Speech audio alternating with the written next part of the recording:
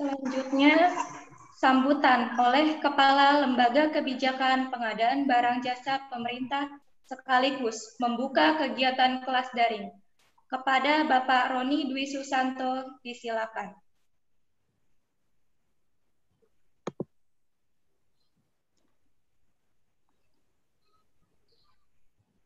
Masih unmute, Pak.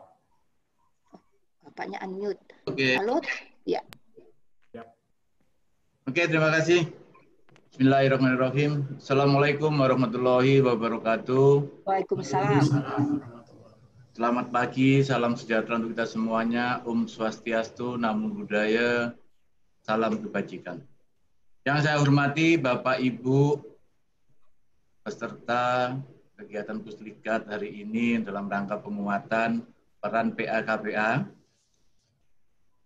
Yang saya banggakan, syukur alhamdulillah kita semuanya diberikan kondisi sehat walafiat dalam kondisi yang cukup menjadi perhatian semua publik di dunia, tidak hanya di Indonesia. Sehingga sense of crisis itu sudah mulai muncul di mana-mana, tidak hanya untuk pejabat pemerintah, tapi semua lapisan masyarakat juga. Pak Sultan, Pak Aris, Siapa?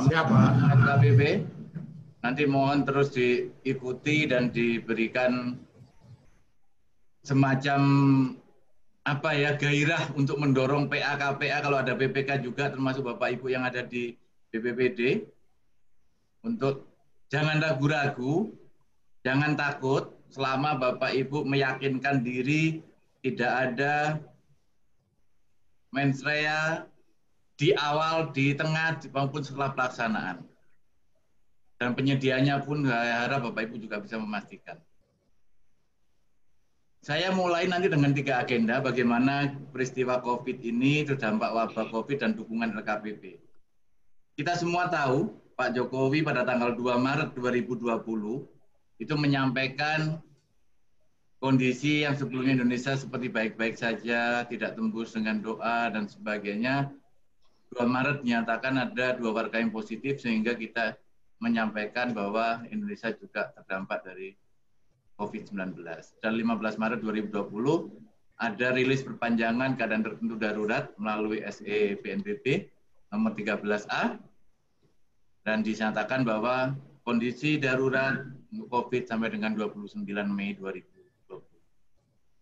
Dan ada berita-berita Ikatan Dokter Indonesia kekurangan APD, kemudian tenaga medis banyak yang menjadi korban dan sebagainya, sehingga kita sebagai bagian dari tim pengarah dan sebagai anggota untuk RKPP dalam gugus tugas, kita mencoba memberikan yang terbaik.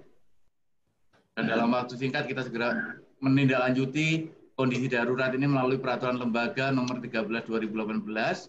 Kita sederhanakan, kita ingin mempermudah dengan menggunakan SE nomor 3 2014. Bapak Ibu yang saya hormati, kita tidak ingin PBJ ini sebagai faktor penghambat dalam pelaksanaan penanganan darurat. Sehingga banyak sekali yang awalnya merasa kok PBJ-nya masih harus penunjukan langsung, harus ada yang lapor ke saya, Pak, belum ada di katalog. Kami tegaskan dalam beberapa pertemuan, pertama dengan seluruh kepala perwakilan BPKP, bahwa kondisi penanganan darurat itu bukan penunjukan langsung, bukan harus ada di katalog. Sekali lagi, bahwa kondisi penanganan darurat bukan PL yang memerlukan HPS, perlu nanti Bapak Ibu perlu negosiasi teknis, perlu Pokja, perlu negosiasi harga dan sebagainya. Walaupun seolah-olah cepat, tapi ada proses di awal yang Pak Sultan nanti, ini sirupnya nggak ada PL-nya Pak, nggak ada akunnya.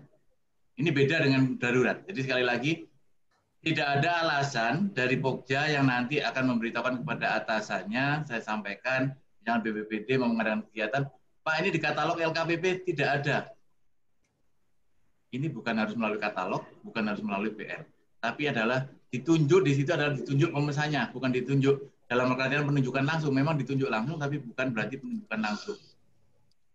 Yang perlu diperhatikan Bapak Ibu sekalian, membedakan antara pengadaan barang dan jasa untuk percepatan penanganan COVID Jadi dibedakan. Pengadaan barang dan jasa, termasuk konstruksi di sana, untuk percepatan penanganan COVID dengan pengadaan barang dan jasa dalam kondisi darurat.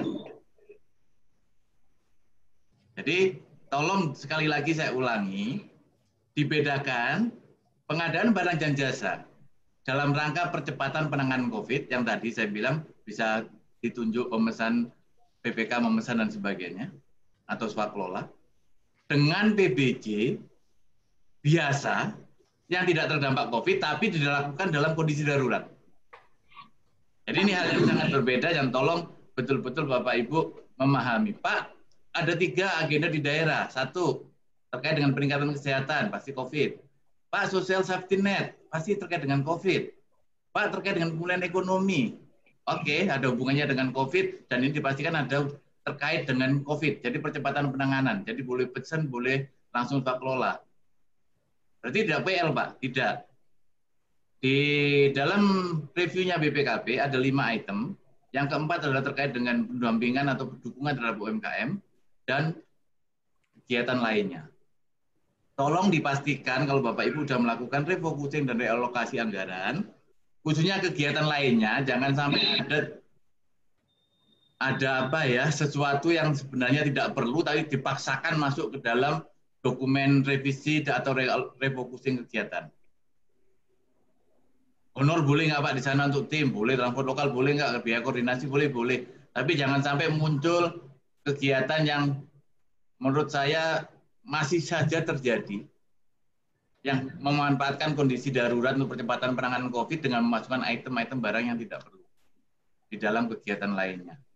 Jadi BPKP sudah siap dengan SI nomor 6 untuk mendampingi, dan alhamdulillah dengan kecepatan penanganan saat ini mudah-mudahan datanya juga semakin membaik.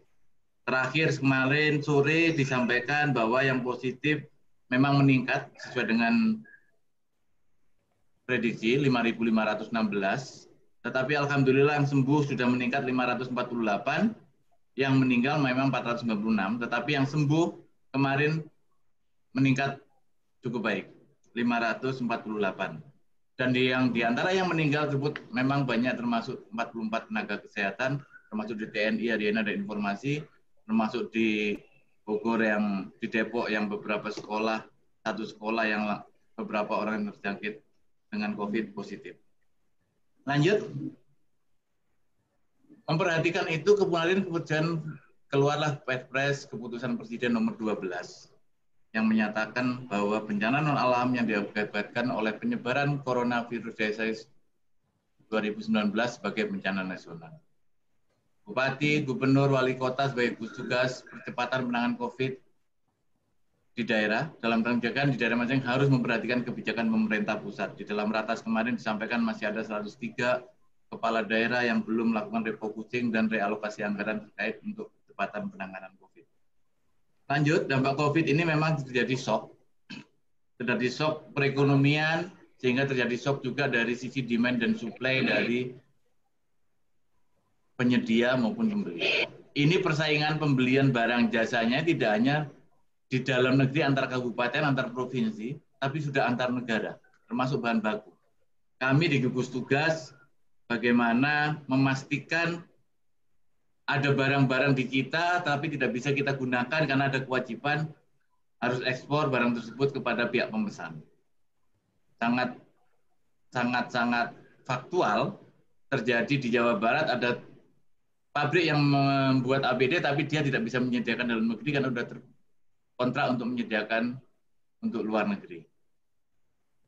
Sehingga saat ini banyak sekali kebutuhan yang sifatnya mendadak, jumlahnya besar, dan berkaitan dengan upaya menangani penyebaran maupun pengobatannya. Ini artinya akan muncul nanti kewajaran harga. Pada saat sisi dan demand dan supply-nya, demand ini ekonomi yang sangat basic, demand meningkat, supply-nya tetap, maka harga naik. Demand-nya meningkat pesat, supply-nya tetap, maka supply-nya bisa punya power untuk memainkan harga. Sehingga ketidakpastian ini tinggi bagi para pelaku ekonomi, termasuk pemerintah. Sehingga ada informasi-informasi yang harus kami share, termasuk di BNPB, data-data kebutuhan APD untuk tenaga medis, berapa lokasinya, di mana, kelas atau standar medikalnya, apakah premium semua untuk tenaga medis sampai kepada pengurus jenazah.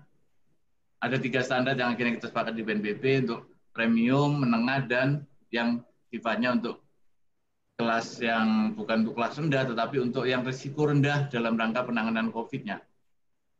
Sehingga informasi ini harus betul-betul kita sempurna, tidak asimetris antara pelaku, penyedia, dan pihak pemerintahnya.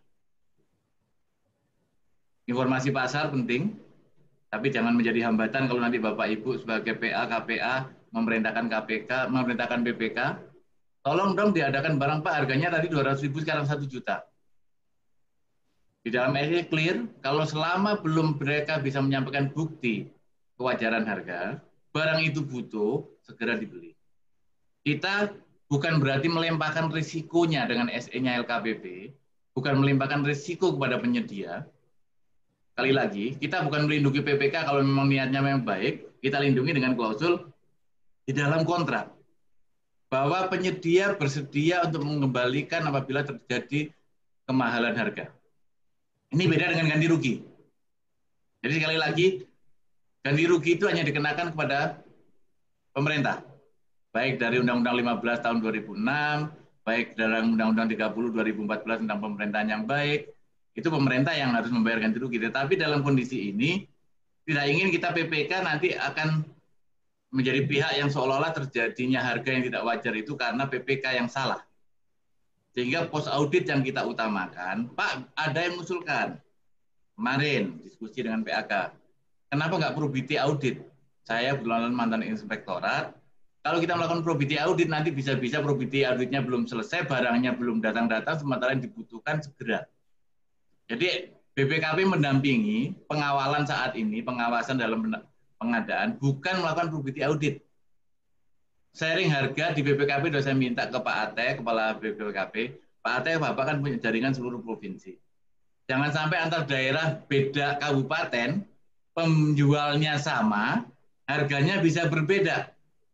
Jadi tolong dibantu teman-teman penyedia untuk bisa memastikan harga itu tidak terlalu berfluktuasi antar lokasi, dan diberikan informasi kepada PPK juga, kepada KPA. Harga master Kabupaten Ponorogo dengan Kabupaten Madiun itu bisa saja berbeda karena teman kondisinya, tapi bukan dari hasil. Kalau kondisinya sama, bayarnya bareng, jumlah pesennya sama, mestinya harganya tidak selisih jauh, hanya biaya transport yang berbeda. Informasi itu yang punya memang BPKP atau ada teman-teman yang informasi harga itu bisa muncul di dalam database yang ada di Jawa Timur juga ada. Di BNPB juga diumumkan penyedianya siapa saja yang ada, tapi tidak dibatasi harus penyedia itu.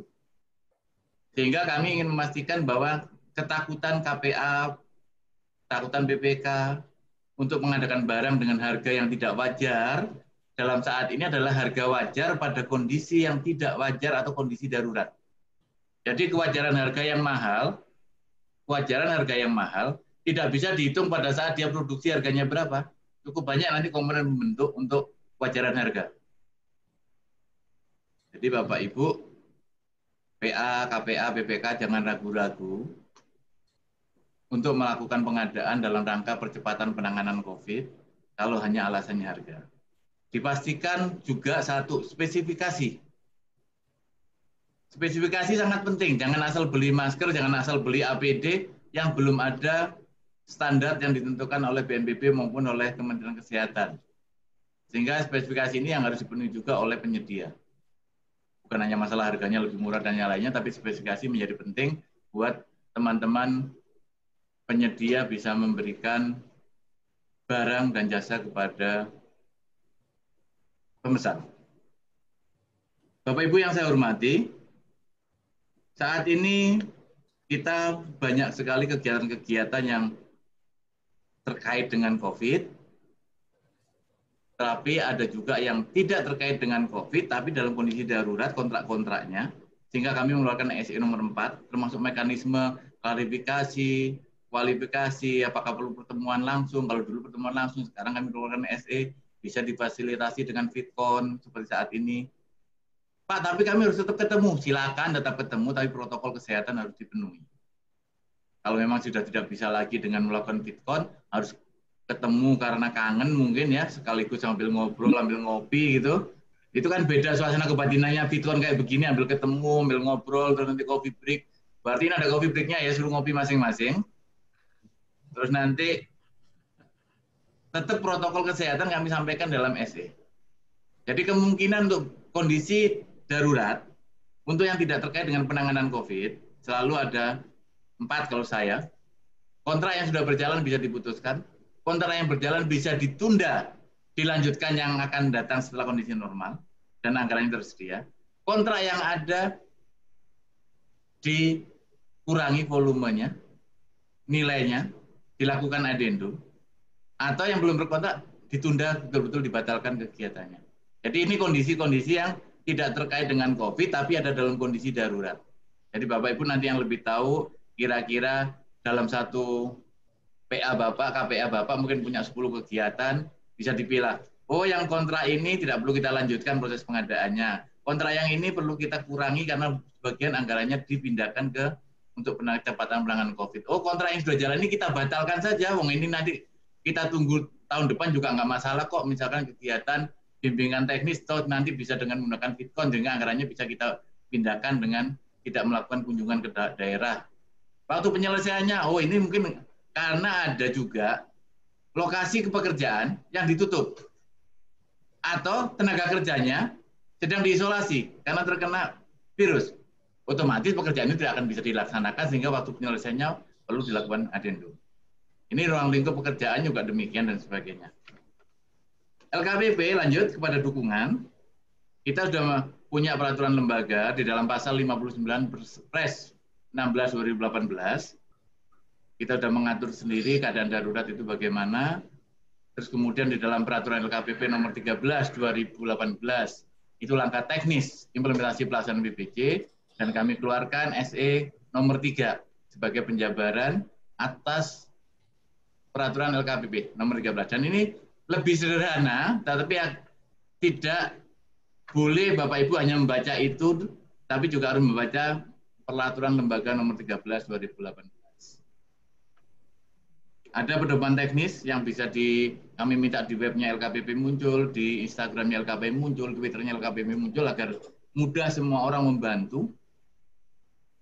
Itu adalah bagaimana pengadaan barang jasa untuk keperluan penanganan COVID. Ada kita sampaikan pedoman teknis bagi pejabat penataan kontrak ketika pelaksanaan kegiatan terdampak COVID. Untuk kontrak yang tadi saya sampaikan bisa putus, bisa dilakukan adendum, bisa dilakukan pembatalan, bisa dilakukan penundaan dan sebagainya. Kemudian pedoman teknis atas dikeluarkannya Instruksi Presiden nomor 4 tahun 2020 dan Surat Menkyu nomor S247/2020. Apa itu? Adalah surat untuk penghentian DAK fisik non kesehatan. LKPP berperan di mana saat ini dengan keputusan Presiden nomor 9 tahun 2020, LKPP diberi amanah berdasarkan Impres 4 2020, LKPP ditugaskan melakukan pendampingan. Di dalam gugus tugas, LKPP bersama beberapa menteri ditunjuk sebagai tim pengarah. Di sana ditugaskan untuk memberikan arahan kepada pelaksana dalam pelaksanaan percepatan. Ketua pelaksananya adalah Pak Doni selaku Kepala BNPB. Dan kami punya tugas juga selaku tim pengarah melakukan pemantauan dan evaluasi pelaksanaan percepatan penanganan COVID. Sehingga hari Sabtu pun beberapa teman kami di LKPP tetap berkoordinasi, ada yang harus rapat di BNPB secara fisik harus hadir di sana. Terakhir kemarin Pak Yulianto, Pak Dwi itu selalu kita pasang di sana, Pak Ika memonitor sebagai deputi, dan kami selalu harus mendapatkan laporan terhadap apa yang terjadi di BNPB. Misalkan terjadi daerah Pati kemarin, Pak kami mau pesen tapi nggak tahu yang bisa menyiapkan siapa, karena ini ada perusahaan yang tidak menangani APD tapi bisa menyediakan. Kami sarankan segera bikin surat kepada BNPB, karena di BNPB ada beberapa stok APD yang mungkin bisa untuk disalurkan kepada daerah-daerah yang segera untuk membutuhkan. Dan di dalam web BNPB juga sudah kita tampilkan standar APD yang dapat diproduksi oleh penyedia yang ada di kabupaten kota maupun provinsi. Dan di dalam BNPB punya tugas yang cukup berat saat ini, tidak hanya proses APD, tapi proses pengadaan berdasarkan data dan informasi yang akurat. Proses memastikan bahwa standar grade medical grade-nya bisa terpenuhi. Sehingga Pak Doni sudah melaporkan kepada Presiden, setiap Senin kita ratas untuk melaporkan perkembangan COVID terkait dengan proses penanganan, pencegahan, termasuk koordinasi yang ada dalam pengadaan COVID. Laporan hari ini sudah keluar bagaimana kita mendorong agar teman-teman Kementerian Kesehatan mempercepat proses izin edar, proses registrasi. Karena harus ada izin edar dan sebagainya, sementara Permenkes belum berubah, undang-undang yang lainnya belum dirubah dalam kondisi darurat ini, teman-teman PPK pasti akan mengatakan kami takut Pak, karena harus ada yang kami langgar. Sehingga kami mendorong pihak-pihak yang punya kepentingan terkait dengan kebijakan untuk segera melakukan perubahan kebijakan dalam kondisi darurat percepatan penanganan COVID. Ini juga menjadi tugas LKPP. Sehingga kami sudah bersurat juga ke BNPB, tolong Kemenkes melakukan ABCDE. Tolong Menteri Keuangan melakukan perubahan kebijakan, karena ada penyedia yang sekarang tidak hanya dibayar di uang muka, mereka minta dibayar di muka. Jadi bukan minta bayar uang muka, mereka minta dibayar di muka 100%. Sementara peraturan Kementerian Keuangan belum memungkinkan itu karena ada barang baru dibayar. Walaupun ada beberapa item kalau kita sekolah ya mesti bayar dulu baru boleh sekolah. Kalau kita kos juga bayar kos-kosan dulu baru boleh masuk.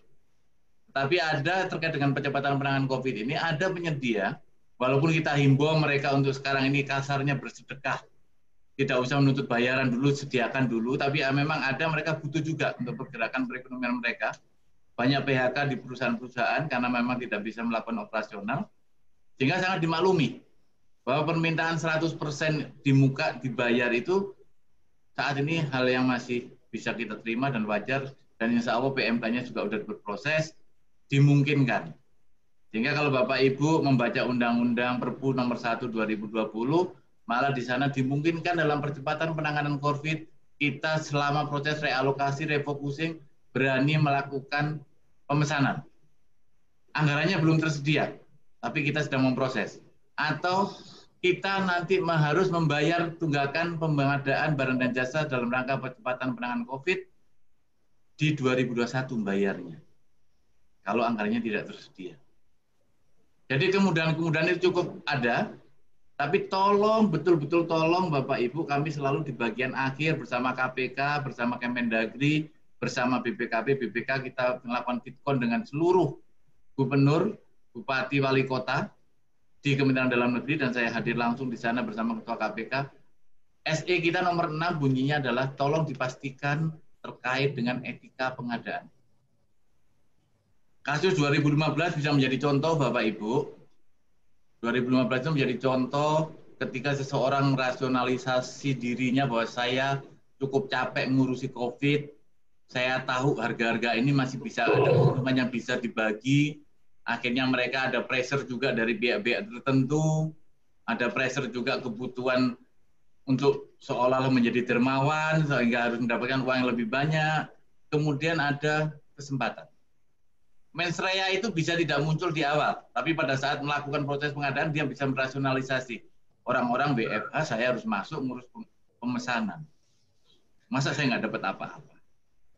Kasus 2015, 6T-nya Bapak Ibu selalu kan ingat ya, 6 tujuan pengadaan, tepat, kualitasnya tepat waktu itu. Kuantitasnya jumlah yang dibeli juga tepat. Penyediaannya tepat. Waktu dibutuhkan barang jasa itu tepat. Terus kemudian yang tidak tepat biayanya. Kenapa? Biayanya memang mahal, tapi mahal di sana ditambah lagi dengan markup. Terbukti apa? Ada kickback. Sehingga kami yang ingin melindungi PPK, ingin melindungi PPA, KPA dari sisi administrasi dan perdata, akan mengatakan, lu cari masalah, cari penyakit. Udah tahu ini markup, lu terima duitnya, ya otomatis akan ketangkep oleh pihak aparat penegak hukum. Teman-teman Jamdatun sudah bertemu dengan kami, dan kami ada rencana dengan fitcon dengan beberapa kejaksaan untuk mengingatkan bahwa kewajaran harga itu adalah harga wajar pada saat kondisi darurat seperti ini. Jadi kemahalan harga itu nanti dibebankan pembuktiannya kepada penyedia dengan menyampaikan bukti kewajaran harga. Kalau nanti di dalam pos audit tidak terbukti, apalagi terjadi kickback, Abgakum, kami memang nomor 2 kan dulu, segera inspektoratnya turun, kalau memang terjadi tindak pidana korupsinya, inspektorat itu akan salah apabila tidak menyampaikan kepada apapun. Jadi tolong Bapak Ibu, kita pastikan diri kita ingatkan teman kita, tujuan pengadaan walaupun kondisi darurat, itu prinsipnya efektifnya harus tercapai, akuntabilitasnya harus tercapai. Cepat, cermat, iya untuk menjaga kebutuhan, tapi pastikan kualitasnya benar, kuantitasnya benar, kenapa nanti ada berita acara jumlahnya, lokasinya benar yang diharapkan di sana, waktu pengadaannya juga benar, penyediaannya benar, jangan istilahnya palu gada, ngubungin tukang material juga bisa menyiapkan APD, itu nanti jadi masalah. Terus kemudian pastikan biayanya. Kalau KPK nulisnya adalah value for money, kalau saya 6D, mereka menuliskan nilai yang baik. Nilai yang baik itu memang bukan berarti murah, mahal boleh, tapi pastikan tidak terjadi KKN, tidak terjadi suap, tidak terjadi kolusi, apalagi berpikir berkolusi dengan, tapi uangnya nanti dikasihkannya 2021 ya, setelah orang tenang tidak ngurusi COVID. Bapak Ibu, transaksi keuangan itu sangat bisa dimonitor di PPATK. Melalui manapun kalau tidak ada yang wajar nanti akan muncul LKTM, laporan keuangan transaksi mencurigakan. Jadi ketakutan kita jangan takut masalah harga. Ketakutan kita adalah apabila kita dianggap melakukan perbuatan melawan hukum.